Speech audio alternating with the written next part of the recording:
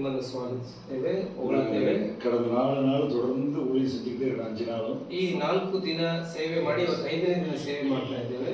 இப்பொழுது கடைசி மீட்டிங் நாளை காலையில் நாங்கள் புறப்பட்டு போகிறோம். ಇವತ್ತು ಕೊನೆ ಮೀಟಿಂಗ್ ಇರ್ತದೆ. ನಾವು ಬೆಳಗ್ಗೆ ಪಾಸ್ಟರ್ ಹೊರಡ್ತಾ ಇದ್ದಾರೆ. நாங்கள் 1000 கிலோமீட்டர் ட்ரெயினில் இருக்கோம். 1000 ಕಿಲೋಮೀಟರ್ ಬಂದಿದ್ದಾರೆ. நீங்க இந்த மாதிரி உலகம் இருக்குன்னு நான் எங்க வீட்டுக்கு யாரும் தெரியாது. ಈ ರೀತಿಯಾದ ಒಂದು ಲೋಕ ಇದೆ ಎಂಬುದಾಗಿ ಇವ್ರ ಮನೆಯಲ್ಲಿ ಯಾರಿಗೂ ಗೊತ್ತಿಲ್ಲ. தமிழ்நாட்டில் இப்படி எல்லாம் ஊர் இருக்குன்னு தெரியாது. ತಮಿಳುನಾಡಲ್ಲಿ ಈ ತರ ಎಲ್ಲ ಊರು ಇದೆ ಎಂಬುದಾಗಿ ಗೊತ್ತಿಲ್ಲ. ஆனா நீங்க ஒரு விசேஷித்த ஒரு மக்கள். ನೀವು ವಿಶೇಷವಾದ ವ್ಯಕ್ತಿಗಳಾಗಿದ್ದೀರಿ. இங்க வேற கலாச்சாரம், ಇಲ್ಲಿ ಇರುವಂತ ಎಲ್ಲ ಸಂಪ್ರದಾಯಗಳು ಬೇರೆ, வேற பாஷை, ಮಾತು ಬೇರೆ. அதே மாதிரி இங்க உள்ள உறவுகளும் இங்க உள்ள பேச்சு வழக்கமும் வேற. ಇಲ್ಲಿ ಮಾತುಗಳು ಮತ್ತು ಸಂಬಂಧಗಳು ಬೇರೆ ಆಗಿದೆ. சாப்பாடும் வேற, ಊಟನೂ ಬೇರೆ ಆಗಿದೆ. எதை தொட்டாலும் தமிழ்நாட்டு நினைவு வர மாட்டேங்குது. ಏನು ಊಟ ಮಾಡಿದ್ರೆ ಸಹ ತಮಿಳುನಾಡಿನ ಆ ರುಚಿ, ಆ ಒಂದು ಕಾರ್ಯಗಳು ನನಗೆ ಆಗ್ತಾ ಇಲ್ಲ. எனக்கு என்னமோ தெரியல. உட்காருங்க, உட்காருங்க.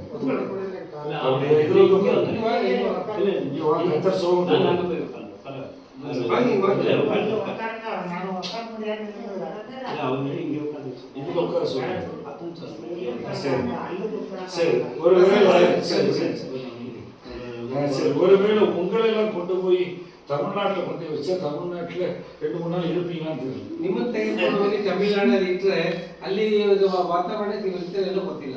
உங்க ஒரு தோசை இல்லாம, பிரியாணி இல்லாம, ಬಿಸಿಬೇಳೆಭಾತ್ ಇல்லாம வச்சிருக்கோம். ಇಲ್ಲಿ ಬಿಸಿಬೇಳೆ ಭಾತು, ರೊಟ್ಟಿ, ಚಪಾತಿ, ಮುದ್ದೆ ಸಿಗ್ತದೆ.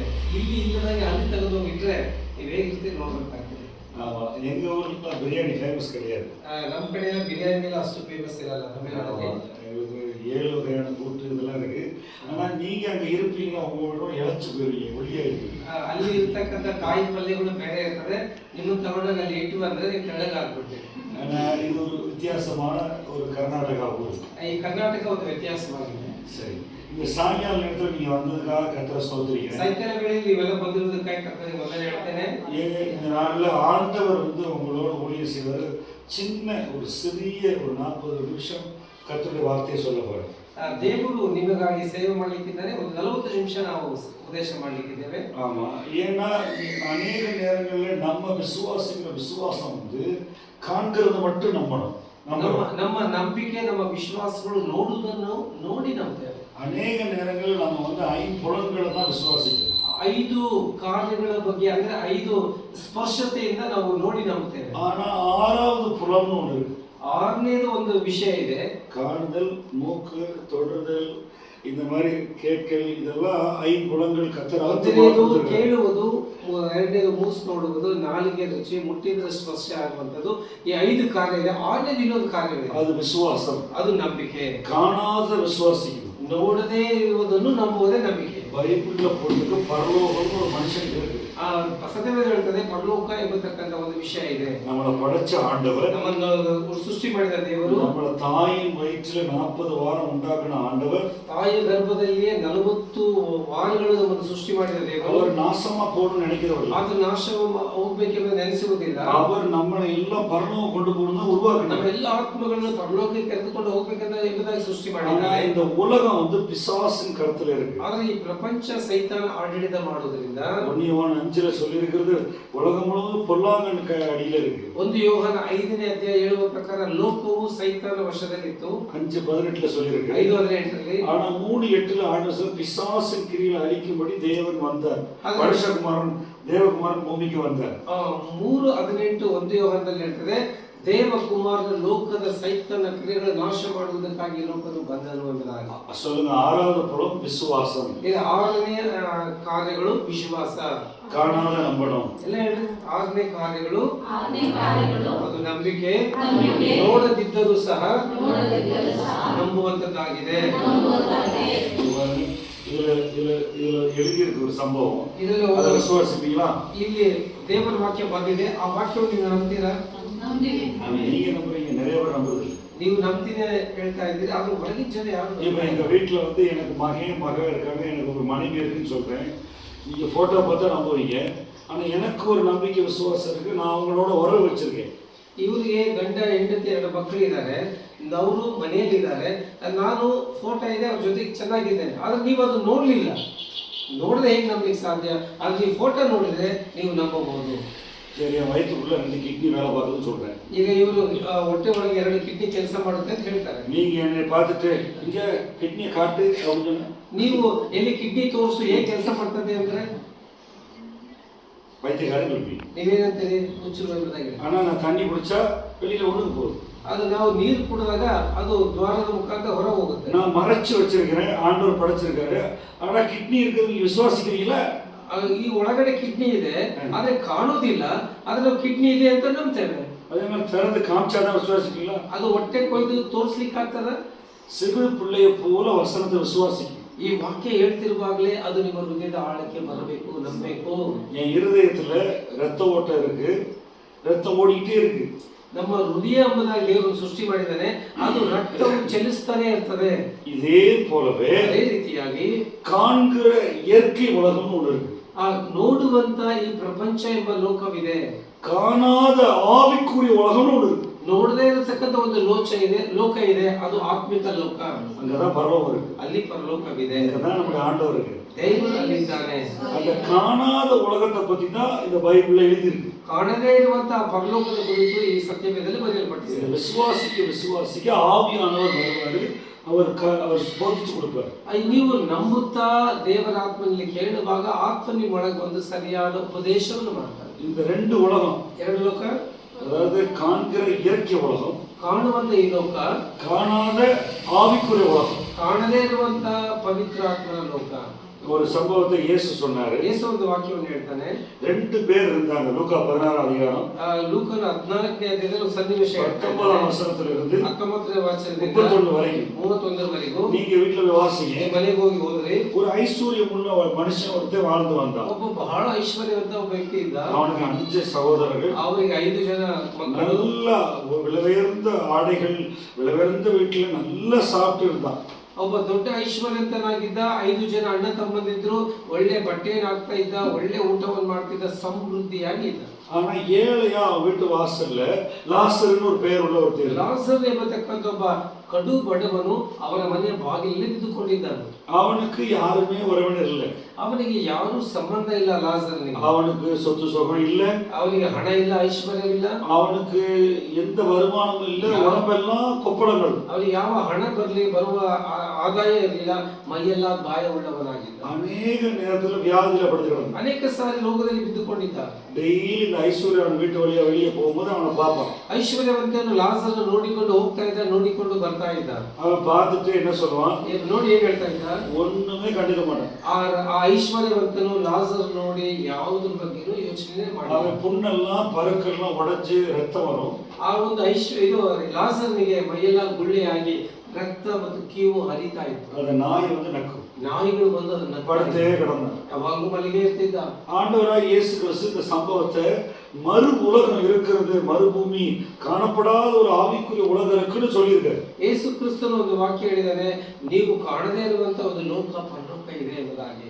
அப்படி போயிட்டே இருக்கும்போது ஒரு நாள் 2 பேரும் மரித்து போறாங்க. ಒಂದು ದಿನ ಐಶ್ವರ್ಯವಂತನು ಸಾಯ್ತಾನೆ, ಲಾಸರನು ಸತ್ತು ಹೋಗ್ತಾನೆ. மனுஷனுக்கு சாவு வருது, ಮನುಷ್ಯನಿಗೆ ಸಾವು ಬರ್ತದೆ. ஆனா யாரும் தடை பண்ண முடியாது. ಆ ಸಾವನ್ನು ಯಾರು ತಡೆಗಟ್ಟಲಿಕ್ಕೆ ಸಾಧ್ಯ ಇಲ್ಲ. 2 பேர் மரித்த உடனே ಇಬ್ಬರು ತೀರಿದ ಮೇಲೆ ஒருத்தர் லாசர வீட்டு வாசல் கடந்த அவனை 2 தூதர்கள் வந்து கூட்டிட்டு போறாங்க. ಒಬ್ಬ ಲಾಸರು ಸತ್ತಾಗ, ಮೈಯೆಲ್ಲ ಗಾಯವುಳ್ಳ ಲಾಸರು ಸತ್ತಾಗ 2 ದೂತರು ಬಂದು ಅವನನ್ನು ಪರಲೋಕಕ್ಕೆ ತೆಗೆದುಕೊಂಡು ಹೋಗ್ತಾರೆ. ஆனா ஐஸ்வர்யன் இறந்த உடனே, ಐಶ್ವರ್ಯವಂತನು ತೀರಿದ ಮೇಲೆ பாதாளம்னு ஒரு இடத்துல அக்கினியா வேதனைப்படுற இடத்துல கொண்டு விட்டாங்க. ಪಾತಾಳದಲ್ಲಿ ತೆಗೆದುಕೊಂಡು ಹೋಗಿ ಬೆಂಕಿಯ ಜ್ವಾಲೆಯಲ್ಲಿ ಅವನು ಹೋಗುತ್ತಾನೆ. பாருங்க, ஒரு மனுஷன் வாழும்போது எப்படி வேணா வாழலாம். ಈ ಲೋಕದಲ್ಲಿ ಜೀವಿಸಬೇಕಾದ್ರೆ ಒಬ್ಬ ಮನುಷ್ಯ ಹೇಗಾದ್ರೂ ಜೀವನ ಮಾಡಬಹುದು, படிக்கலாம், சம்பாதிக்கலாம், ಹಣವನ್ನು ತೆಗೆದುಕೊಳ್ಳಬಹುದು, உலகத்தில் உள்ள எல்லா பாவங்களும் ಎಲ್ಲ ಪಾಪಗಳನ್ನು ಮಾಡಬಹುದು, அவன் எத்தனை பேரோட உறவு வச்சு ಯಾರ ಜೊತೆಗೆ ಅನೈತಿಕ ಸಂಬಂಧ ಇಟ್ಕೋಬಹುದು. ஆனா அவனுடைய அந்த ஆவி ஆத்மா மனுஷன் மரிக்கும் போது 2 வெவ்வேறு இடத்துக்கு போகுது. ಆತ್ಮ, ಪ್ರಾಣ, ಆತ್ಮ, ಶರೀರ ತೀರಿದ ಮೇಲೆ ಅವೆರಡು ಬೇರೆ ಬೇರೆ ಜಾಗಕ್ಕೆ ಹೋಗ್ತದೆ. பாருங்க, இந்த உலகத்துல பாவம் இருக்கு, இந்த உலகத்துல நிறைய வேதனைகள் இருக்கு. அதே மாதிரி பாவம் ஒரு சிற்றின்பத்தையும் ஆடம்பரத்தையும் கொடுக்கும். ಪಾಪ ಅನ್ನುವಂಥದ್ದಿದೆ. ಆ ಪಾಪದಿಂದ ನಮಗೆ ಬೇರೆ ಬೇರೆ ಲೋಕದಲ್ಲಿ ಹೇಗ್ ಬೇಕಾದ್ರೂ ಜೀವಿಸುವಂತೆ ನಮ್ಮನ್ನು ಆಕರ್ಷಣೆಗೊಳ್ಳುವಂತದ್ದಾಗಿದೆ. மனுஷர்கள் நிறைய பேர் அறியாம 80 வருஷம் 100 வருஷம் வாழ்றாங்க. ಮನುಷ್ಯರಿಗೆ ಅದ್ರ ಬಗ್ಗೆ ತಿಳಿದೆ 80 ವರ್ಷ 100 ವರ್ಷ ಲೋಕದ ಪ್ರಕಾರ ಜೀವನ ಮಾಡ್ತಾ ಇದ್ದಾರೆ. ஆனா அப்படி ஒரு வாழ வேண்டிய அவசியம் இல்லை. ಆ ಲೋಕದ ಪ್ರಕಾರ ಜೀವಿಸುವಂತ ಅವಶ್ಯಕತೆ ಇಲ್ಲ. இந்த சம்பவத்தை இயேசு சொல்லும்போது ಯೇಸು ವಾಕ್ಯವನ್ನು ಹೇಳುವಾಗ மறு உலகத்துல ಇನ್ನೊಂದು ಲೋಕದಲ್ಲಿ இந்த பாதாளத்துல வேதனைப்படுறது பரலோகத்துல இருக்கிறதையும் சொல்றாரு. ಪಾತಾಳದಲ್ಲಿ ಕಠಿಣವಾದ ಹಿಂಸೆ ಪಡುವಂತದ್ದು ಪರಲೋಕದಲ್ಲಿ ಇರುವಂತದ್ದು ಹೇಳ್ತಾ ಇದ್ದಾರೆ. அங்க பாதாளத்துல அவன் வேதனைப்படுறப்ப திடீர்னு கண்ணெடுத்து மேல பாக்குறான் அந்த ஐஸ்வர்யவான். ಆ ಐಶ್ವರ್ಯವಂತನು ಪಾತಾಳದಲ್ಲಿರುವ ಕಣ್ಣನ್ನು ತೆಗೆದು ಪರಲೋಕದ ಕಡೆಗೆ ನೋಡುತ್ತಾನೆ. அங்க பார்த்தா ஒரு ஆள் அடையாளம் கண்டு கொள்றான். ಅಲ್ಲಿ ನೋಡಿದ ತಕ್ಷಣ ಒಬ್ಬ ವ್ಯಕ್ತಿಯನ್ನು ಕಂಡು ಹಿಡಿದ. அங்க யார பாக்குறான்? ಯಾರು ನೋಡ್ತಾನೆ? ஏய் நம்ம வீட்டு வாசல்ல கிடந்தானே. ಅಯ್ಯೋ ನಮ್ಮ ಮನೆಯಲ್ಲಿ ಬಾಗಿಲಲ್ಲಿ ಬಿದ್ದಂತ ಲಾಜರನಲ್ಲಿ ಇದ್ದಾನಲ್ವಾ? அங்க கிடக்குறானே. ಅಲ್ಲಿ ಇದ್ದಾನಲ್ವಾ? யார்கிட்ட மடியில உட்கார்ந்திருக்கான்? ಯಾರ ಒಂದು ತೊಡೆಯಲ್ಲಿ ಮಲಗಿದ್ದಾನೆ? ஒரு 3000 வருஷத்துக்கு முன்னாடி உள்ள ஆபிரகாம் ஒரு முற்பிதாவுக்கு மடியில உட்கார்ந்திருக்கான். 3000 ವರ್ಷಗಳ ಹಿಂದೆ ಇದ್ದಂತ ಅಬ್ರಹಾಮನ ಎದೆಯಲ್ಲಿ ಮಲಗಿದ್ದಾನೆ. நம்ம மரிக்கும் போது ನಾವು ಸಾಯುವಾಗ நம்ம ஆவி ஆத்மா மரிக்காது. ನಮ್ಮ ಆತ್ಮ ಮತ್ತು ಪ್ರಾಣ ಸಾಯುವುದಿಲ್ಲ. அது பேர் அப்படியே இருக்கும். ಅದು ಹೆಸರು ಆಗಿರ್ತದೆ. பரலோகம் போறோமா பாதாளம் போறோமான்றது நீங்க தான் முடிவு பண்ணணும். ಪರಲೋಕನ ಪಾತಾಳನ ನೀವು ನಿರ್ಧಾರ ಮಾಡಬೇಕು. நம்ம எல்லாரையும் இயேசுவின் ரத்தத்துல மன்னிச்சிட்டு ನಾವು ನಮ್ಮ ಮನೆಗಳಲ್ಲಿ ನಮ್ಮ ನೆರೆಹೊರೆಯವರನ್ನು ಯೇಸುವಿನ ರಕ್ತದಲ್ಲಿ ಎಲ್ಲರನ್ನು ಕ್ಷಮಿಸಲೇಬೇಕು. ನಾವು சின்ன புள்ள போல இருதயத்தை வச்சுக்கணும். ಚಿಕ್ಕ ಮಕ್ಕಳಂತೆ ನಮ್ಮ ಹೃದಯವನ್ನು ಇಟ್ಕೋಬೇಕು. நம்ம உலகத்துல இருக்க பொருளையோ நகையோ யாரையாவது ஒரு ஆத்மா பணிப்புற மனுஷனையோ மனசுல வச்சு கூடாது. ನಾವು ಲೋಕದಲ್ಲಿ ಹಣ ಆಗಲಿ ಐಶ್ವರ್ಯ ಬೆಳ್ಳಿ ಬಂಗಾರ ಅಥವಾ ಮಕ್ಕಳು ಮೊಮ್ಮಕ್ಕಳನ್ನು ಅವರ ಪ್ರೀತಿಯನ್ನು ನಮ್ಮ ಹೃದಯದಲ್ಲಿ ಆತ್ಮಬಂಧನ ಇಟ್ಟುಕೋಬಾರದು. இயேசு ஒருவர் மட்டும்தான் இந்த இருதயத்துக்கு உரிமையாளர். ಈ ಹೃದಯದಲ್ಲಿ ಯೇಸು ಹೊರತು ಬೇರೆ ಯಾರನ್ನು ನಾವು ಇಟ್ಟುಕೊಳ್ಳಬಾರದು. அவர்தான் படைத்தவர். படைப்புரிமை அந்த அந்த காப்புரிமை அவருக்கு தான். ಈ ಲೋಕವನ್ನು ಸೃಷ್ಟಿ ಮಾಡಿದ್ದವನು ನಿನ್ನನ್ನು ಸೃಷ್ಟಿ ಮಾಡಿದವನು ಆತನಾಗಿರೋದ್ರಿಂದ ಯೇಸುವನ್ನು ನಿನ್ನ ಹೃದಯದಲ್ಲಿ ಇಟ್ಕೋಬೇಕೆ ಹೊರತು ಬೇರೆ ಯಾರನ್ನು ಇಟ್ಟುಕೊಳ್ಳಬಾರದು. அங்க போன உடனே அந்த ஐஸ்வர்யவான் வந்து இங்க ஐஸ்வர்யனா இருந்தது அங்க ஏழை ஆயிட்டான். ಇಲ್ಲಿ ಐಶ್ವರ್ಯವಂತನಾಗಿದ್ದನು ಪಾತಾಳಕ್ಕೆ ಹೋದ ಕೂಡಲೇ ಅವನು ಬಡವನಾಗಿ ಹುಡುಗಾನೆ. ಒಂದು ಹನಿ ನೀರಿಲ್ಲದೆ ಅವನು ನಾಲಿಗೆ ಸುಡುತ್ತಾ ಇದೆ.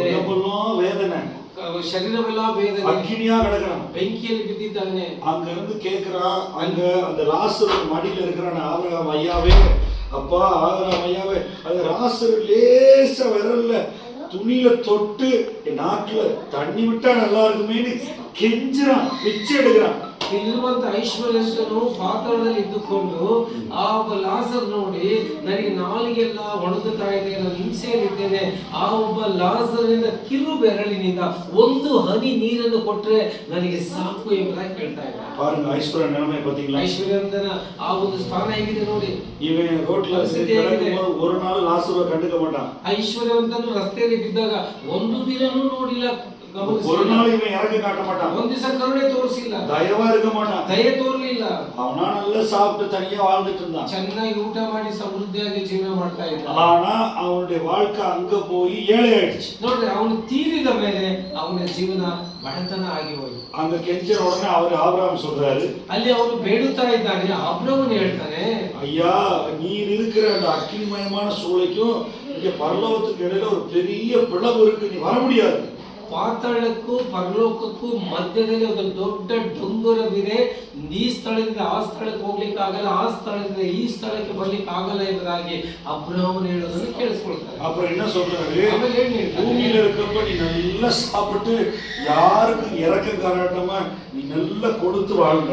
ಭೂಮಿಯಲ್ಲಿ ಇರುವಾಗ ನೀನು ಒಳ್ಳೊಳ್ಳೆ ಬಟ್ಟೆಯನ್ನು ಹಾಕೊಂಡು ಹೊಟ್ಟೆ ತುಂಬಾ ಉಂಟು ಸಮೃದ್ಧಿಯಾಗಿದ್ದೆ, ಯಾರಿಗೂ ₹1 ಕೊಡದೆ ಜೀವನ ಮಾಡಿದೆ. அக்கினியில வேதனை படுற, ಈಗ ಬೆಂಕಿಯಲ್ಲಿ ವೇದನೆ ಪಡ್ತಾ ಇದೀಯಾ. ஆனா லாசர் பூமியில இருக்கும்போது எல்லாம் உடம்புல எல்லாம் வியாதியில வேதனைப்பட்டு தனியே கிடந்தான். ಲಾಜರನ ಮೈಯೆಲ್ಲಾ ಗಾಯಗಳು ರಕ್ತದಿಂದ ಸೋರ್ತಾ ಇತ್ತು, ಅಷ್ಟು ವೇದನೆ ಬಿದ್ದುಕೊಂಡಿದ್ದ. இப்பொழுது அவன் தேற்றப்படுகிறான். ಈಗ ಅವನು ಸಂತೈಸುವಿಕೆ ಸಮಾಧಾನ ಇದೆ ಪರಲೋಕದಲ್ಲಿ. திரும்பவும் விடல இந்த ஐஸ்வர்யவான். ಮತ್ತೆ ಅವನು ಐಶ್ವರ್ಯವಂತ ಬಿಡ್ಲಿಲ್ಲ. அப்படி இல்ல பரவாயில்ல, தண்ணி இல்லாட்டா பரவாயில்ல, ನನಗೆ ನೀರಿಲ್ಲ ಅಂದ್ರೆ ಅಷ್ಟೇ ಹೋಯ್ತು. இப்ப எனக்கு ஒரு ஞாபகம் வருது. ನನಗೆ ಒಂದು ನೆನಪು ಬರ್ತಾ ಇದೆ. எனக்கு 5 சகோதரர்கள் இருக்காங்க. ನನಗೆ 5 ಜನ ಅಣ್ಣ ತಮ್ಮಂದಿರಿದ್ದಾರೆ. அவங்க வந்து இங்க வரக்கூடாது. ಅವರಿಗೆ ಪಾತಾಳಕ್ಕೆ ಬರಬಾರದು. அவனுக்கு ஒரு பாசம் வந்துருச்சு. ಅವರಿಗೆ ಒಂದು ಏನು ಪ್ರೀತಿ ಬಂತು ತಮ್ಮ ಅಣ್ಣ ತಮ್ಮದರ ಮೇಲೆ. இங்க இருக்கும்போது பாவத்தை விட்டு விலகு, அநியாயத்தை விட்டு விலகு, தீமையை விட்டு விலகு நம்ம கேட்கல. ಈ ಒಬ್ಬ ಐಶ್ವರ್ಯವಂತನು ಪಾಪ ಮಾಡಬೇಡ, ಅನೇಕರಿಗೆ ತೊಂದರೆ ಕೊಡಬೇಡ, ನೀನು ಪರಿಶುದ್ಧನಾಗಿ ಜೀವನ ಮಾಡಂದ್ರೆ ಅವನು ಕೇಳಲಿಲ್ಲ. ஆனா அங்க போய் மனம் திரும்புறான். ಅಲ್ಲಿ ಪಾತಾಳದಲ್ಲಿ ಹೋಗಿ ಪಶ್ಚಾತ್ತಾಪ ಪಡ್ತಾನೆ, ಮಾನಸಾಂತರ ಪಡ್ತಾ ಇದ್ದಾನೆ. ரொம்ப ಲೇಟ್ ಆಗಿ ಕಾಲತಾಮನ ಆಯ್ತು. ಕಾಲವು ಮುಗಿದೋಯ್ತು, ಬಹಳ ಲೇಟ್. அங்க போய் மனம் திரும்புறான். இங்க 5 ஆம்பளை கூட பிறந்தவங்க இருக்கிறான். ಅಲ್ಲಿ 5 ಜನ ಅಣ್ಣ ತಮ್ಮಂದಿರಿದ್ದಾರೆ. அங்க போய் அவனுக்கு வீட்டு அட்ரஸ் லாசருக்கு தெரியும். அவனை அனுப்பு, கீழே போய் அவனுக்கு சுவிசேஷம் பிரசங்கம் பண்ணி அவனை இங்க பாதாளத்துக்கு வராதன்னு லாசரை அனுப்பி சொல்லிட்டு வர சொன்னான். ಅವನು ಈ ಒಬ್ಬ ಐಶ್ವರ್ಯ ಹೇಳ್ತಾ ಇದ್ದಾನೆ, ನೀನು ಭೂಮಿಯಲ್ಲಿ ಹೋಗಿ ನನ್ನ ಅಣ್ಣ ತಮ್ಮಂದರಿಗೆ ಹೇಳು, ಇಲ್ಲಿ ಪಾತಾಳ ಇದೆ, ಈ ಪಾತಾಳಕ್ಕೆ ಬರುವುದು ಬೇಡ ಎಂಬುದಾಗಿ ಲಾಜರ್ನ ಕಳಿಸಿ ಅವನಿಗೆ ಸುವಾರ್ತೆಯನ್ನು ಹೇಳು ಎಂಬುದಾಗಿ ಹೇಳ್ತಾನೆ ಐಶ್ವರ್ಯವಂತನು. பாருங்க சூழ்நிலை எவ்வளவு மோசமா போச்சு பாத்தீங்களா? ಎಷ್ಟು ಒಂದು ಪರಿಸ್ಥಿತಿ ಬದಲಾಗಿ ಹೋಗಿದೆ. காணப்படாத உலகத்துல பாதாளம் பரலோகம் 2 இருக்கு. ನಮಗೆ ಕಣ್ಣಿಗೆ ಕಾಣದೇ ಇರುವಂತ ಪಾತಾಳನಿದೆ, ಪರಲೋಕನ ಇದೆ. அதை நீங்க வேதத்துல பார்த்து வாசிச்சு விசுவாசிக்கணும். ಸತ್ಯವೇದದಲ್ಲಿ ಓದಿ ಅದನ್ನು ನಂಬಿ ಅಂಗೀಕರಿಸ್ರಿ. இது வரைக்கும் 6000 வருஷம் இறந்தவங்க எல்லாருமே பரலோகம் போயிருக்காங்க, பாதாளம் போயிருக்காங்க. 6,000 ವರ್ಷಗಳ ಹಿಂದೆ ಸತ್ತಿರ್ತಕ್ಕಂಥ ಪ್ರತಿಯೊಬ್ಬರು ಪಾತಾಳದಲ್ಲಿ ಪರದೇಶಿದ್ದಾರೆ. ಈ ದಿನ நான் ஏதோ ஒரு மதத்தை உங்களுக்கு பிரசங்கிக்கல, ಯಾವುದೋ ಒಂದು ಇದು ಧರ್ಮಶಾಸ್ತ್ರ ಬಗ್ಗೆ ನಿಮಗೆ ಹೇಳ್ತಾ ಇಲ್ಲ. ಈ ಮನುಷ್ಯனுடைய வாழ்க்கையினுடைய முடிவுல அவனுக்கு ஒரு வெகுமதி கொடுக்கப்படும். ಒಬ್ಬ ಮನುಷ್ಯನು ತೀರಿ ಓದಿದ ಮೇಲೆ, ಆ ಹಂತ ಮುಗಿದ ಮೇಲೆ ಒಂದು ಸ್ಥಾನವನ್ನು ಕೊಡಲ್ಪಡುತ್ತೆ. உடனே ஆபிரகாம் என்ன தெரியுமா பதில் சொன்னாரு? ಅಬ್ರಹಾಮನ್ ಏನ್ ಹೇಳ್ದ ಗೊತ್ತಾ? இங்கே அவனை அனுப்ப முடியாது, ಕಳ್ಸಕ್ಕಾಗಲ್ಲ. அங்க பூமியில ஊழியக்காரங்க இருக்காங்க, ಆ ಭೂಮಿಯಲ್ಲಿ ಪಾಸ್ಟರ್ಗಳು ಇದ್ದಾರೆ, அங்க சபை இருக்கு, தெருக்கு ஆள் சபை இருக்காங்க, சுவிசேஷம் சொல்றாங்க, இயேசு பத்தி சொல்றாங்க. அப்படி ஏதாவது பைபிளை பார்த்து கேட்டு மனம் திரும்பி அந்த 5 பேரும் மனம் திரும்பினா பரவாயில்ல. ಆ ಒಂದು 5 ಜನರು ಅಲ್ಲಿರುವಂತ ಚರ್ಚ್ ಇದೆ, ಪಾಸ್ಟ್ ಇದೆ, ಸೇವಕರಿದೆ, ವಿಶ್ವಾಸಿಗಳಿದ್ದಾರೆ, ಅವ್ರು ಹೇಳ್ತಾರೆ, ಅದನ್ನ ಕೇಳಿ ಮನಸ್ತಾಪ ಪಟ್ಟು ಅವ್ರು ಬದಲಾದ್ರೆ ಒಳ್ಳೆಯದು. திரும்ப விடல ஐஸ்வர்யன் ಮತ್ತೆ ಬಿಡ್ತಾ ಇಲ್ಲ ಐಶ್ವರ್ಯವನ್ನು. இல்ல அப்படியெல்லாம் ஆபிரகாம் தகப்பனே, ಅಬ್ರಹಾಮನೇ ಆಗಲ್ಲ ಮಾಡಬೇಡ. நீங்க மருத்துவரிலிருந்து லாசர் செத்து போயிட்டு உயிரோட போயிருக்கிறான். அவன் மருத்துவரிலிருந்து போய் தேவதூதன மாதிரி போய் வீட்டுக்குள்ள போய் அப்படியே சொன்னா டக்குன்னு 5 பேர் மனம் திரும்பிடுவாங்க. ಅವ ಶ್ರೀಮಂತ ಮತ್ತೆ ಹೇಳ್ತಾನೆ, ಲಾಜರ್ ಹೋಗಿ ಹಾಗೆ ಆತ್ಮವಾಗಿ ಹೋಗಿ 5 ಜನಕ್ಕೆ ಹೇಳ್ಬಿಟ್ರೆ ಅವ್ರು ನಂಬಿಡ್ತಾರೆ. ಯಾಕಂದ್ರೆ ಪರಲೋಕದಿಂದ ಬರ್ತಾ ಇದ್ದಾನಲ್ಲ, ನಂಬಿಡ್ತಾರೆ. ಆದ್ರೆ ದಯಮಾಡಿ ಲಾಜರ್ನ ಕಳಿಸಿ. உடனே என்ன பதில் வந்துச்சு? ಏನ್ ಬಂತ? அவங்க பூமியில இருக்க பாஸ்டர்மார்களுக்கு சபைக்கு அவங்க கேட்டா கேட்கட்டும், இல்லைன்னா ஒன்றும் பண்ண முடியாது, திரும்ப அங்க மருத்துவ நீங்க வர முடியாதுங்க. ಸತ್ತವರು ಮತ್ತೆ ಅವರು ಭೂಲೋಕಕ್ಕೆ ಬರ್ಲಿಕ್ಕೆ ಆಗೋದಿಲ್ಲ.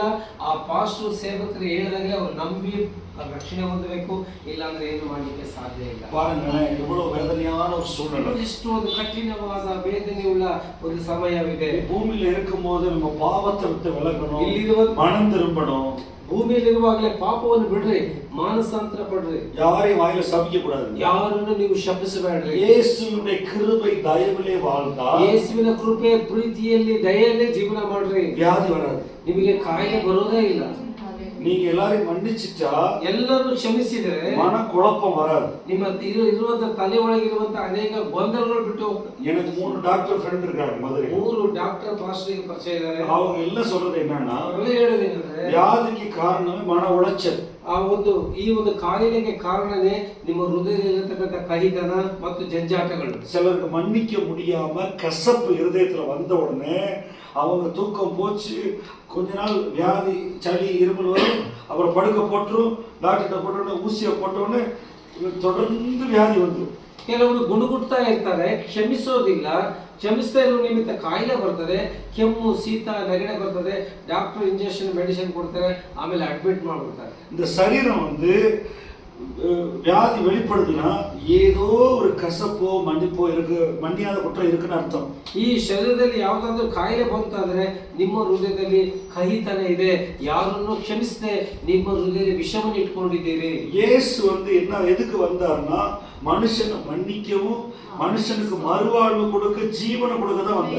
ಯೇಸು ಈ ಲೋಕಕ್ಕೆ ಯಾಕೆ ಬಂದರು ಅಂದ್ರೆ ದೇವರು ಕ್ಷಮಿಸುವುದಕ್ಕೂ ಮತ್ತೊಂದು ಜೀವನವನ್ನು ಕೊಡುವುದಕ್ಕೂ ಅವರನ್ನ ಆಶೀರ್ವಾದ ಮಾಡುವುದಕ್ಕೆ ಬಂದನು. யாருக்கிட்டே சண்டை வந்துச்சுன்னா சின்ன அளவுல கடுகு மாதிரி இருக்கும்போது சின்ன அளவுல இருக்கும் மன்னிச்சுட்டு படுத்துடணும்.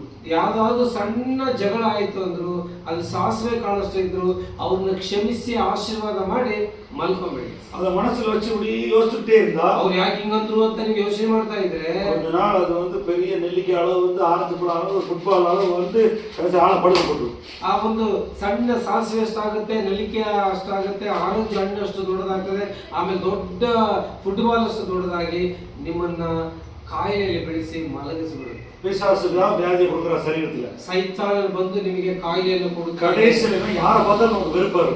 ಆಮೇಲೆ ಯಾರು ನೋಡಿದ್ರು ಕೋಪ ಬರುತ್ತೆ, ಯಾರು ಕೂಡ பார்க்க பிடிக்காது, ಯಾರು ನೋಡಿದ್ರೆ ನಮಗೆ ಇಷ್ಟನೇ ಆಗಲ್ಲ. எல்லாரும் பார்த்து போய் தொலை அப்படினு ಎಲ್ಲರೂ ನೋಡಿ ಹೋಗಿ ನಾಶ ಆಗಿ ಹೋಗುತ್ತೆ. ಕಸಪಾನ ವೇರಿಗೆ ಉள்ள வந்துருச்சுனா ಒಳಗಡೆ ಕೈತನ ಬಂತು ಅಂದ್ರೆ சில சமயம் மாமனார் மாமியார மன்னிக்க முடியாது, ಅತ್ತೆ ಮಾವನ ಕ್ಷಮಿಸಕ್ಕೆ ಆಗಲ್ಲ. சில சமயம் காசு வாங்கிட்டு ஏமாத்துறவன மன்னிக்க முடியாது. ಆ ಹಣವನ್ನು ಇಸ್ಕೊಂಡ್ಬಿಡ್ತಾರೆ, ಅವ್ರು ವಾಪಸ್ ಕೊಡದೆ ಹೋದಾಗ ಅವ್ರಿಗೆ ಶಾಪ ಆಗ್ತೀವಿ, ಅವ್ರನ್ನ ಕ್ಷಮಿಸೋದಿಲ್ಲ. தீமையான சூழ்நிலை மனுஷன கொடுக்குறவன் பிசாசு. ನಮ್ಮ ಕಹಿತನವಾಗಿ ಕೇಡುಕನ್ನು ಉಂಟು ಮಾಡುವವನು ಸೈತಾನನಾಗಿದ್ದಾನೆ. 1 ಲಕ್ಷ ರೂಪಾಯಿ வாங்கி ஏமாத்துறவன மன்னிக்க முடியுமா? 1 ಲಕ್ಷ ಇಸ್ಕೊಂಡ್ಬಿಟ್ರು ನಮ್ಮ ನ್ಯಾಯಮನಸ್ಸಿಗೆ ಅವನ್ನ ಕ್ಷಮಾಪಣೆ ಮಾಡಕ್ಕಾಗುತ್ತಾ? ನಮ್ಮ ಮದುವೆಯಲ್ಲಿ நிறைய ಆಸ್ಪತ್ರೆ ஊழியர்கள் போயிருக்கேன். ಆಸ್ಪತ್ರೆಗೆ ಅನೇಕ ಸಾರಿ ಸೇವೆ ಹೋಗಿದ್ದಾರೆ. ಟ್ಯೂಬ್ ವಾಯಿಲ್ ಟ್ಯೂಬ್ ಎಲ್ಲ போட்டுருக்காங்க. ಮೂಗಲ್ಲಿ ಬಾಯಲ್ಲಿ ಎಲ್ಲ ಕಡೆ ಟ್ಯೂಬ್ ಹಾಕಿರ್ತಾರೆ. உங்களுக்கு என்ன பிரச்சனை அப்படிங்க ಏನ್ ಸಮಸ್ಯೆ ಅಂತ ಕೇಳಿದ್ವಿ. என் சொந்த மகன் காசு எடுத்து ஓடிட்டான், ನನ್ನ ಸ್ವಂತ ಮಗನ ಹಣ ಎಲ್ಲ ಎತ್ಕೊಂಡು ಹೋಗೋದು, அவனை மன்னிக்க முடியல, ಅವನು ಕ್ಷಮಿಸಕ್ ಆಗ್ತಾ ಇಲ್ಲ, நான் ಅವனை அடிச்சே அப்படி ஆயிட்டேன், ಅವನಿಗೆ ಚೆನ್ನಾಗಿ ಓಡದೆ ನನಗೆ ರೋಗ. இப்படி மனுஷனுடைய உறவுகள்ல எல்லா பிரச்சனைகளுக்கு காரணம் பாவம். ಅವ್ರ ಮಗನನ್ನು ಕ್ಷಮಿಸದೆ ಇರುವುದರಿಂದ ಆಸ್ಪತ್ರೆಗೆ ಮಲಗಿದ್ದೇನೆ, ನಾನು ಕ್ಷಮಿಸದೇ ಇದ್ದ ನಿಮಿತ್ತವಾಗಿ ಎಲ್ಲಾ ಪಾಪಗಳು ರೋಗಗಳು ನನ್ನೊಳಗಿದೆ. இப்பொழுது நான் நல்லா சொல்ற கவனிங்க, ಪಾಸ್ಟರ್ ಚೆನ್ನಾಗಿ ಹೇಳ್ತಾರೆ, ಗಮನಿಸ್ರಿ. எப்படியாவது பிசாசு கண்ணில் பார்க்க முடியாது, பிசாசு காணப்படாத ஆவிக்குரிய உலகத்தில் இருக்க பிசாசு என்ன செய்வான்னா நமக்கு பாவத்தை கொடுத்துட்டு நம்மளை வஞ்சிச்சு கட்டி போட்டு ஐஸ்வர்யோட மாதிரி பாதாளத்துக்கு கொண்டு போற வேலை செய்யறான். ಇಲ್ಲಿ ಲೋಕದಲ್ಲಿರುವಂತಹ ಸೈತಾನ ಏನ್ ಮಾಡ್ತಾರೆ ಅಂದ್ರೆ ನಮ್ಮನ್ನು ವಂಚಿಸಿ, ನಮ್ಮನ್ನು ಪಾಪದಲ್ಲಿ ಬೀಳಿಸಿ, ಅನೇಕ ರೋಗಗಳು ತೆಗೆದುಕೊಂಡು ಬಂದು ಹಾಕಿ ನಮ್ಮನ್ನು ಹೇಗಾದ್ರೂ ಕಟ್ಟಿ ಹಾಕಿ ಪಾತಾಳಕ್ಕೆ ತೆಗೆದುಕೊಂಡು ಹೋಗ್ಬಿಡ್ತಾರೆ. ஆனா ஆண்டவருடைய நோக்கம், இயேசுவுடைய நோக்கம் மனுஷனை கெடுக்கணும்னு கிடையாது. ಯೇಸುವಿನ ಉದ್ದೇಶ ಗುರಿ ಮನುಷ್ಯನ ನಾಶ ಮಾಡುವುದಲ್ಲ. மனுஷன் நன்மை செஞ்சா ಜೀವನ ಸಮಾಧಾನ ಉಂಟಾகும். ಮನುಷ್ಯನು ಒಳ್ಳೆ ಕಾರ್ಯಗಳನ್ನು ಮಾಡಿದರೆ ಅವನೊಳಗೆ ಜೀವ ಉಂಟಾಗುತ್ತೆ, ಸಮಾಧಾನ ಉಂಟಾಗುತ್ತೆ. பொல்லாங்கு செய்கிற எந்த ஆத்மாவுக்கும் உபத்திரவம் வியாகுலம் வரும். ಅನೇಕ ಕೇಡುಗಳನ್ನು ಮಾಡುವವರು, ಜಗಳ ಮಾಡುವವರಿಗೆ ಅನೇಕ ಹೋರಾಟಗಳು, ಪಾಪವು ಅವರೊಳಗೆ ಉಂಟಾಗುತ್ತದೆ. ஆண்டவருடைய நோக்கம் என்னன்னா நம்மளை மன்னிச்சு நம்மளை ஏற்றுக்கொண்டு அன்புல கிருபையில தயவுல வாழ சொல்லிதான் நம்மளை பூமியில வச்சிருக்காரு. ದೇವರ ಉದ್ದೇಶ ಏನಂದ್ರೆ ಅವರು ಮತ್ತೊಬ್ಬರನ್ನು ಕ್ಷಮಿಸಿ ದೇವರನ್ನು ಸ್ವೀಕಾರ ಮಾಡಿ ದೇವರ ವಾಕ್ಯಕ್ಕೆ ಅನುಗುಣವಾಗಿ ದೇವರಂತೆ ನಾವು ಜೀವಿಸಬೇಕೆಂಬುದಕ್ಕಾಗಿ ದೇವರ ಉದ್ದೇಶವನ್ನು ಇಟ್ಟಿದ್ದಾರೆ. அப்படி நீங்க வாழ பழகிட்டீங்கன்னா ವ್ಯಾಧಿ வராது. ಹಾಗೆ ನೀವು ಜೀವನ ಮಾಡಲಿಕ್ಕೆ ನೀವು ಕಾರ್ಯಗಳನ್ನು ಮಾಡಿಕೊಂಡ್ರೆ ನಿಮಗೆ ವ್ಯಾಧಿ ಬರ್ಲಿಕ್ಕೆ ಸಾಧ್ಯ ಆಗೋದಿಲ್ಲ. நம்ம பிள்ளைங்க நம்ம சொல்படி கேட்க மாட்டேங்கிறாங்க, ಮಕ್ಕಳು ಹೇಳೋದನ್ನ ಕೇಳಲ್ಲ, புருஷன் சொல்லபடி கேட்க மாட்டேங்கிறாங்க, ಹೇಳೋದನ್ನ ಕೇಳಲ್ಲ, மனைவி சொல்லபடி கேட்க மாட்டேங்கிறாங்க, ಹೆಂಡತಿ ಹೇಳೋದನ್ನ ಕೇಳಲ್ಲ. நம்ம மன்னிக்க பழகணும், ನಾವು ಕ್ಷಮಿಸಲಿಕ್ಕೆ ಕಲ್ತುಕೊಳ್ಳಬೇಕು, கசப்பா இருக்க கூடாது, ನಾವು ಕಹಿತನವಾಗಿ ಇರಬಾರದು. ஆண்டவர் என்ன சொல்லிருக்காரு டெய்லி ஒரு அதிகாரம் வேதத்தை வாசிக்கணும், ಪ್ರತಿದಿನ ಒಂದು ಅಧ್ಯಾಯವನ್ನು ಓದಬೇಕು, ದೇವರು ಏನ್ ಹೇಳಿದ್ದಾರೆ ಅಂತ ಹೇಳಿ. அதுல ஏதாவது ஒண்ணு போட்டிருந்தா ಅದನ್ನ செய்ய ಆಸೆಪಡணும். ಆ ವಾಕ್ಯದಲ್ಲಿ ಏನಾದ್ರು ಒಂದು ದೇವರ ಬಗ್ಗೆ ಮಾತನಾಡಿದ್ರೆ ಅದರಂಗೆ ಮಾಡ್ಲಿಕ್ಕೆ ನೀವು ಮುಂದಾಗಬೇಕು. ஏதாவது ஒரு உங்களுக்கு ஒரு பாதிப்பு வந்துச்சுன்னா உடனே வாக்குவாதத்துல சண்டைக்கு போக கூடாது. ಏನಾದರೂ ನಿಮಗೆ ವಿರುದ್ಧವಾಗಿ ಮಾತನಾಡಿ ಏನಾದರೂ ಒಂದು ಅಪರಾಧ ಹೊರಿಸ್ಬಿಟ್ರೆ ತಕ್ಷಣ ನೀವು ಅವರಿಗೆ ಹೋಗಿ ಜಗಳ ಮಾಡೋದನ್ನು ಬಿಡ್ರಿ. உடனே ஆண்டவர் பாதத்துல வச்சு ஆண்டவரே ஜெபம் பண்ணி அவனை மன்னிக்கணும். ನೀವು ಕೋಣೆಯಲ್ಲಿ ಹೋಗಿ ಪ್ರಾರ್ಥನೆ ಮಾಡಿ ಆರಾಧನೆ ಮಾಡಿ ಆ ವ್ಯಕ್ತಿಯನ್ನು ಕ್ಷಮಿಸ್ರಿ. ನಾನು ಕಷ್ಟಪಟ್ಟಿருக்கேன், ಪಾಸ್ಟರ್ ಕಷ್ಟಪಟ್ಟಿದ್ದಾರೆ. நான் நிறைய சின்ன வயசுல நிறைய பேர் என்னை ஏமாத்துறாங்க, ಚಿಕ್ಕ ವಯಸ್ಸಿರುವಾಗಲೇ ಎಲ್ಲರೂ ಏಮಾರಿಸಿದ್ದಾರೆ, ஊழியத்துல ஏமாத்துறாங்க, ಸೇವೆಯಲ್ಲಿ ಏಮಾರಿಸಿದ್ದಾರೆ, எனக்கு சொத்தை ஏமாத்துறாங்க, சொத்து கொடுக்கல, ಆ ಹಣವನ್ನು ಐಶ್ವರ್ಯ ಬೇಕಾಯ್ತು, ಇವರಿಗೆ ಜಾಗ ಇತ್ತು, ಅದನ್ನು ನೀವು ಯಾರು ಕೊಡ್ಲೇನೆ. ಇವರಿಗೆ 22 வருஷத்துல 12 வாடகை வீட்டுல இருந்தேன். 22 ವರ್ಷ ಅವರು ಬಾಡಿಗೆ ಮನೆಯಲ್ಲಿ ಇದ್ರು 12. ஆனா அவங்கள மன்னிக்க ஆண்டவர் சொல்லி கொடுத்தாரு. ನನ್ನ ಆಸ್ತಿಯನ್ನು ಒಡೆದವರಿಗೆ ಕ್ಷಮಿಸಲಿಕ್ಕೆ ದೇವರು எந்த இடத்துலயும் யாருடைய கோபப்படக்கூடாது, சண்டை போடக்கூடாது. ಆಸ್ತಿಯನ್ನು ತೆಗೆದುಕೊಂಡವರಿಗೆ ವಿರುದ್ಧವಾಗಿ ಮಾತಾಡಬೇಡ, ಕೋಪ ಮಾಡಬೇಡ, ಅವರನ್ನು ಕ್ಷಮಿಸು ಅಂತ ಹೇಳಿದ್ರು. இயேசு என்ன சொன்னார் தெரியுமா? ಯೇಸು ಏನು ಹೇಳಿದ್ರು? ஓ எதிரிய மன்னி, ನಿನ್ನ ವೈರಿಯನ್ನು ಕ್ಷಮಿಸು, எதிரிக்கா ஜெபம் பண்ணு, ನಿನ್ನ ವೈರಿಗಳಿಗಾಗಿ ಪ್ರಾರ್ಥಿಸು. ஆமா, மத்தேயு 5ஆம் அதிகாரம் முழுவதும் சொல்லியிருக்காரு. ಮತ್ತಾಯ 5ನೇ ಅಧ್ಯಾಯ ಸಂಪೂರ್ಣದಲ್ಲಿ ಹೇಳ್ತಾನೆ, நீ யாராவது துன்பப்படுத்தினா அவங்களுக்கு ஜெபம் பண்ணு, ಯಾರಿಗಾದ್ರೂ ನಿನಗೆ ಹಿಂಸೆ ಮಾಡಿದ್ರೆ ಅವರಿಗಾಗಿ ಪ್ರಾರ್ಥನೆ ಮಾಡು. இப்படி அவர் சொன்ன மாதிரி செஞ்சா, ಆ ಯೇಸು ಕ್ರಿಸ್ತನು ಹೇಳಿದ ರೀತಿಯಲ್ಲಿ ಮಾಡಿ ಹೋದ್ರೆ அவர் நம்மள சமாதானமா அன்புல வச்சு ನಮಗೆ ಸಮಾಧಾನದಲ್ಲಿ ಪ್ರೀತಿಯಲ್ಲಿ ಇಟ್ಟು நம்மள பரலோகம் கொண்டு போயிடும். ಅವರು ಪರಲೋಕಕ್ಕೆ ಎತ್ಕೊಂಡು ಹೋಗ್ತಾನೆ. ஆனா இடையில பிரச்சனை வரும்போது, ಮಧ್ಯದಲ್ಲಿ ಸಮಸ್ಯೆ ಬರುವಾಗ நம்ம யாருடைய உதவியாவது கேட்கலாம், பாஸ்டருடைய உதவி கேட்கலாம், ஊழியக்காரன் உதவி கேட்கலாம். ನಮಗೆ ಏನಾದ್ರು ಸಮಸ್ಯೆ ಬಂದ್ರೆ ಪಾಸ್ಟರ್ ಇರ್ತಾರೆ, ಸೇವಕರು ಇರ್ತಾರೆ, ಅವ್ರ ಹತ್ರ ಹೋಗಿ ನಮ್ಮ ಸಮಸ್ಯೆನ ಹೇಳ್ಕೊಂಡು ಸಹಾಯ ಮಾಡಿ ಅಂತ ಕೇಳ್ಬೇಕು. ನೀವು பரலோகம் ஒன்று இருக்குன்னு விசுவாசிக்கிறீங்களா? ಪರಲೋಕ ಇದೆ ಅಂತ ನಂಬ್ತೀರಾ? இருக்கிறீங்களா? ನಂಬ್ತೀರಾ? அந்த நாடு ஒரு நல்ல வாழ்நாளெல்லாம் நல்ல நிம்மதியா வாழலாம்னு நம்புறீங்களா? ಜೀವನವೆಲ್ಲ ಪರಲೋಕದಲ್ಲಿ ಸಂತೋಷವಾಗಿರ್ಬೇಕೆಂಬ ನಂಬ್ತೀರಾ? எவ்வளவு தூரம் நம்புறீங்கன்னு எனக்கு தெரியல. ಎಷ್ಟು ನೀವು ನಂಬ್ತೀರಾ ಗೊತ್ತಿಲ್ಲ. நல்லபடியா சொல்றேன். ಅಲ್ಲೆಲ್ಲೂಯ್ಯ ಬೇಡ, ಅದು ನಂಬಿಕೆಯಲ್ಲಿ ದೃಢವಾಗಿರ್ಬೇಕು. இப்ப கண்ணை மூடுனா நீ பரலோகம் போவீங்களா? ಈಗ ಅಕಸ್ಮಾತ್ ನಿಮ್ಮ ಜೀವ ಹೊರಟೋಯ್ತು ಅಂದ್ರೆ ನೀವು ತಕ್ಷಣ ಪರಲೋಕಕ್ಕೆ ಹೋಗ್ತೀರಾ? எனக்கு தெரியாது. ಅಷ್ಟೇ ಗೊತ್ತಿಲ್ಲ. எனக்கு தெரியாது. நம்ம எல்லாருமே இந்த உலகத்தோட கனெக்ட் பண்ணிக்கிறோம். ನಾವೇನ್ ಮಾಡಿದ್ವಿ, ಈ ಲೋಕದಲ್ಲಿ ಕಲೆಕ್ಷನ್ ಕೊಟ್ಬಿಟ್ಟಿವಿ ಎಲ್ಲಕ್ಕೂ.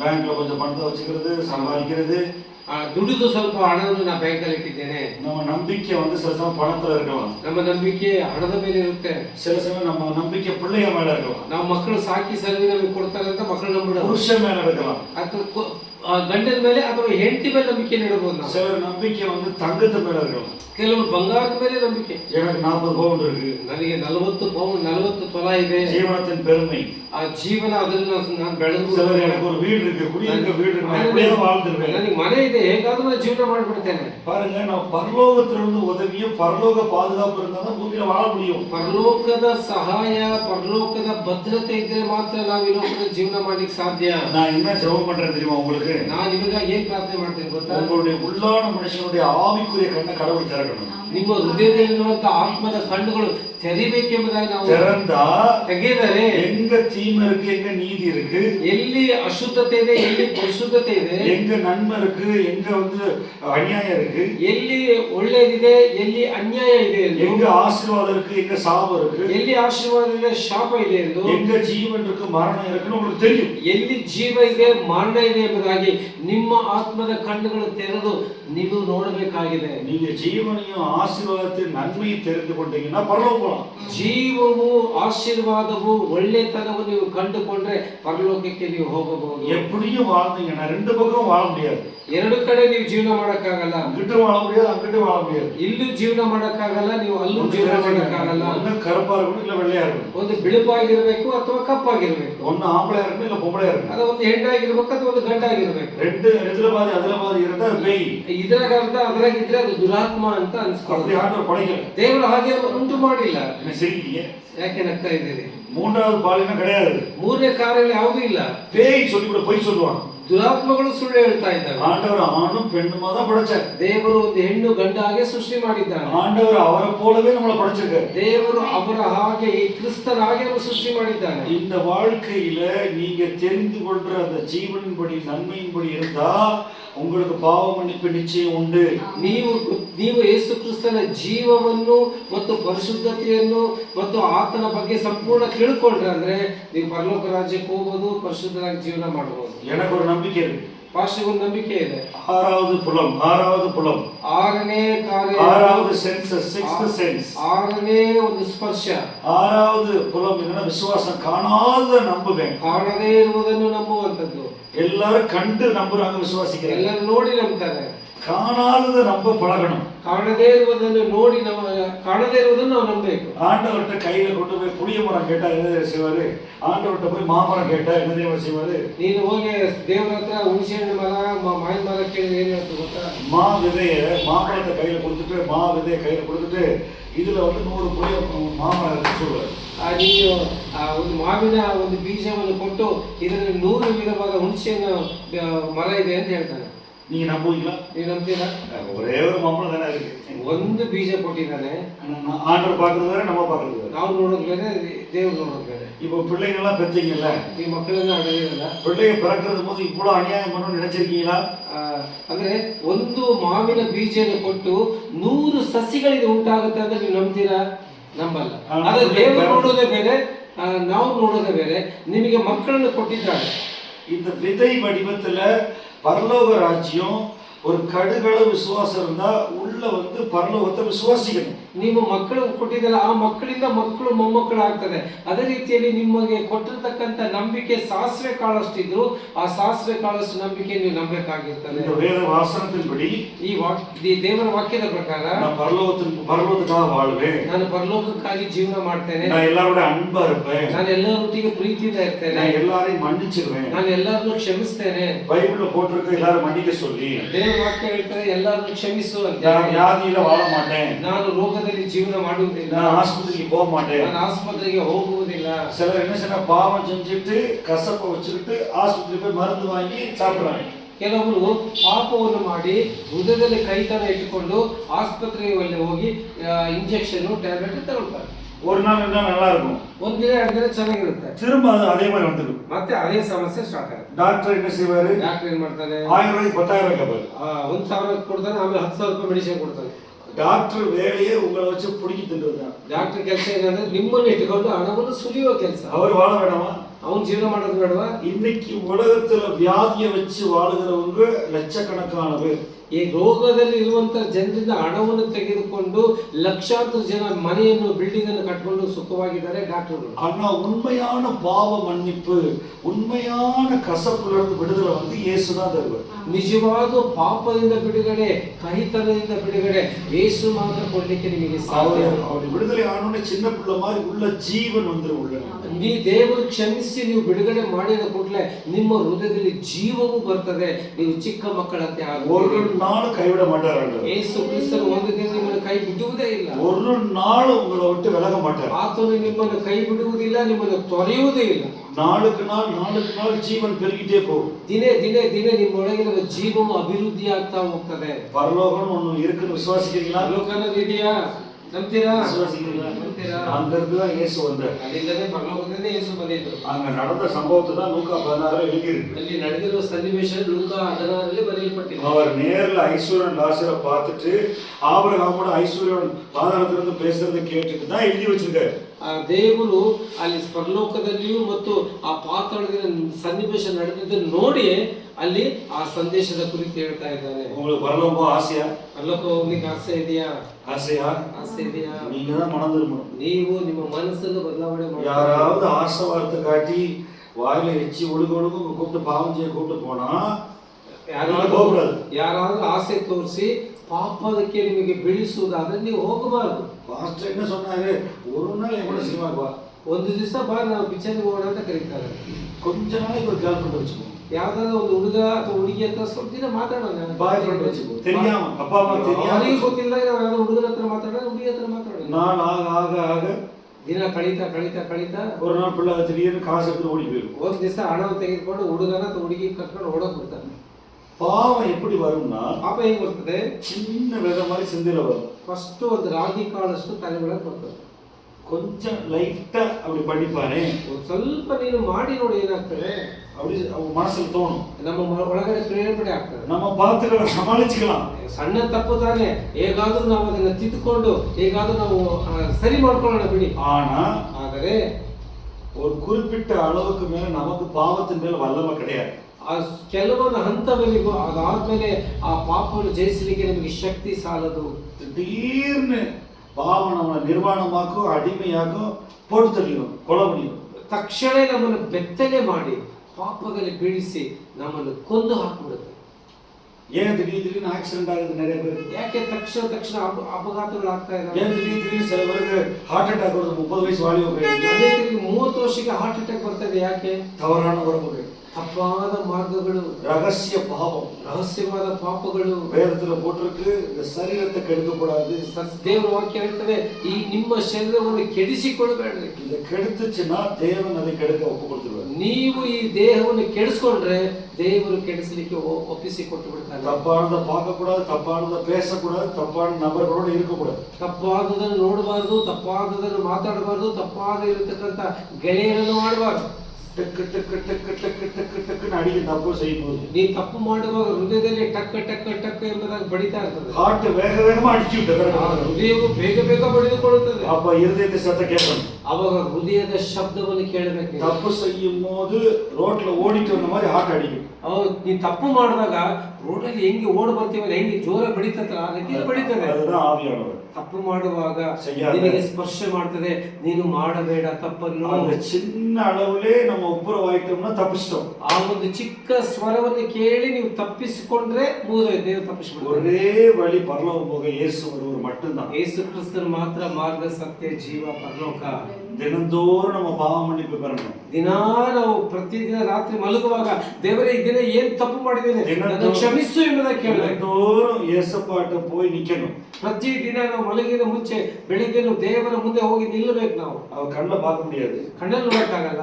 மனசுல விசுவாசிச்சு வசனத்தை விசுவாசிச்சு கூப்பிட்டா வருவார். ಕಣ್ಣುಗಳನ್ನು ಮುಚ್ಚಿ ಏಕಾಗ್ರತೆಯಿಂದ ವಾಕ್ಯವನ್ನು ನೋಡಿ ನಾವು ಆತ್ಮದ ಕಣ್ಣುಗಳು ತೆರೆದ್ರೆ ಆತನ ನೀವು ನೋಡಬಹುದು. எப்படி தீய சக்தி பிசாசு கண்ணை பார்க்க முடியாதோ, ಹೇಗೆ ದುಷ್ಟ ಆತ್ಮ ನಾವು ನೋಡಕ್ಕಾಗಲ್ವೋ கிரியையில பார்க்கிறோம்.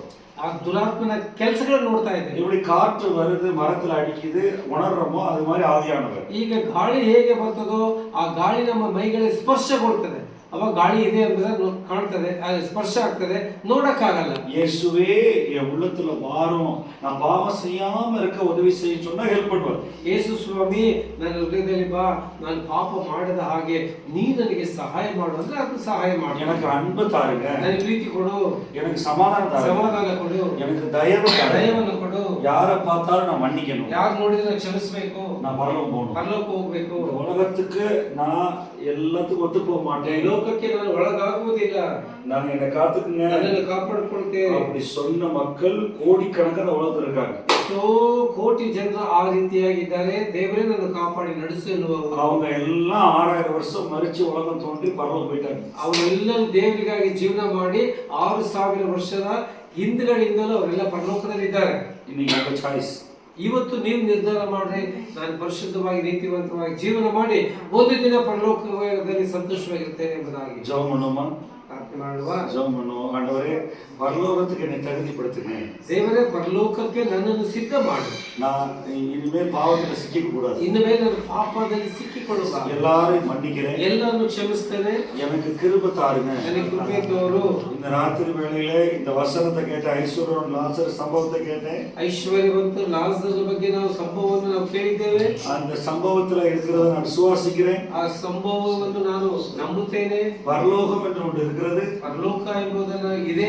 அதை கொண்டு அங்கே எங்களை கொண்டு போறவர் இயேசு ஒருவரே. ಅಲ್ಲಿ ನಮ್ಮನ್ನು ಕರೆದುಕೊಂಡು ಹೋಗುವ ಯೇಸು ಒಬ್ಬನೇ. இயேசுவின் நாமத்தினால பாவம் மன்னிப்பு உண்டாக இருக்குன்னு நான் விசுவாசிக்கிறேன். ಯೇಸುವಿನ ನಾಮದಲ್ಲಿ ಪಾಪ ಕ್ಷಮಾಪಣೆ ಇದೆ ಎಂಬುದನ್ನು ನಾನು ನಂಬುತ್ತೇನೆ. ஆண்டவரே, எனக்கு உதவி செய்யுங்க. ಯೇಸುವೇ, ನನಗೆ ಸಹಾಯ ಮಾಡು. ஒருவேளை உங்க கணவர் ரட்சிக்கப்படாம இருக்கலாம், ನಿಮ್ಮ ಗಂಡ ರಕ್ಷಣೆ ಹೊಂದದೇ ಇರಬಹುದು. ஒருவேளை உங்க வீட்டுக்குள்ள குழப்பங்கள் இருக்கலாம், ನಿಮ್ಮ ಮನೆಯಲ್ಲಿ ಗೊಂದಲಗಳು, ಸಮಸ್ಯೆಗಳು ಇರಬಹುದು. சூழ்நிலைகள் கடினமா இருக்கலாம், இங்க பிரேயர் கூட வர முடியாம இருக்கலாம். ನಿಮ್ಮ ಮನೆ ಪರಿಸ್ಥಿತಿ ಬಹಳ ಕಠಿಣವಾಗಿ ಇಲ್ಲಿ ಪ್ರೇಯರ್ ಬರ್ಲಿಕ್ಕೂ ಸಹ ಆಗದೇ ಇರುವ ಪರಿಸ್ಥಿತಿ ಇರಬಹುದು. ஆனா நான் சொல்றேன், ಆದ್ರೆ ಭಾಷೆ ಹೇಳ್ತಾ ಇದ್ದಾರೆ, நீங்க உதவி கேட்டா, ನೀವು ಸಹಾಯ ಕೇಳುವುದಾದರೆ உங்க சூழ்நிலை எல்லாம் அற்புதமா வெளிச்சமா மாறும். ನಿಮ್ಮ ಪರಿಸ್ಥಿತಿಗಳೆಲ್ಲ ಬೆಳಕಾಗಿ ಬದಲಾವಣೆ ಆಗ್ತದೆ. உங்களுடைய எல்லா பிரச்சனைகளும் கொஞ்சம் கொஞ்சமா அகலும். ಇಂದಿನಿಂದ ನಿಮ್ಮ ಸಮಸ್ಯೆಗಳ ಹಂತ ಹಂತವಾಗಿ ಅದು ನೀಗಿ ಹೋಗ್ತದೆ. ஆனா உங்களுடைய விசுவாசம் கடவுள்கிட்ட வரணும். ಆದ್ರೆ ನಿಮ್ಮ ನಂಬಿಕೆ ದೇವರ ಬಳಿಯಲ್ಲಿ ಬರಬೇಕಾಗಿದೆ. ஒருவேளை நீங்க அறியாம இருக்கலாம், ನೀವು ಅದನ್ನು ತಿಳಿದೇ ಇರಬಹುದು.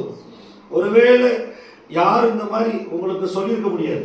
ಒಂದು ವೇಳೆ ಯಾರು ನಿಮಗೆ ಈ ರೀತಿಯಲ್ಲಿ ಹೇಳದೇ ಇದ್ದಿರಬಹುದು. சரீரத்தை பத்திரமா வச்சிருக்கவும் பாவ மன்னிப்பு உண்டுன்னு சொல்லி யாரும் சொல்லிருக்க முடியாது. ಶರೀರವಾಗಿ ಭದ್ರವಾಗಿ ಇಟ್ಕೊಳ್ಳಿ, ಪಾಪ ಕ್ಷಮಾಪಣೆ ಇದೆ ಅಂತ ಹೇಳಿ ಯಾರು ಹೇಳದೇ ಇದ್ದಿರಬಹುದು. ஆனா இன்னைக்கு உங்களுக்கு ஒரு சாய்ஸ். ಆದ್ರೆ ಈಗ ದೇವರು ಇನ್ನೊಂದು ಸಂದರ್ಭವನ್ನು ಕೊಟ್ಟಿದ್ದಾನೆ. இன்னைக்கு நீங்க மனம் திரும்பி ஆண்டவரே என்ன மன்னியும் இயேசுவே அந்த நாமத்தை சொல்லி கூப்பிட்டா உடனடியா சுகம் கிடைக்கும். ಯೇಸು ನನ್ನ ಕ್ಷಮಿಸು, ನಾನು ಪಶ್ಚಾತ್ತಾಪ ಪಡ್ತೇನೆ, ನನ್ನ ಪಾಪವನ್ನು ಬಿಡ್ತೇನೆ, ನಾನು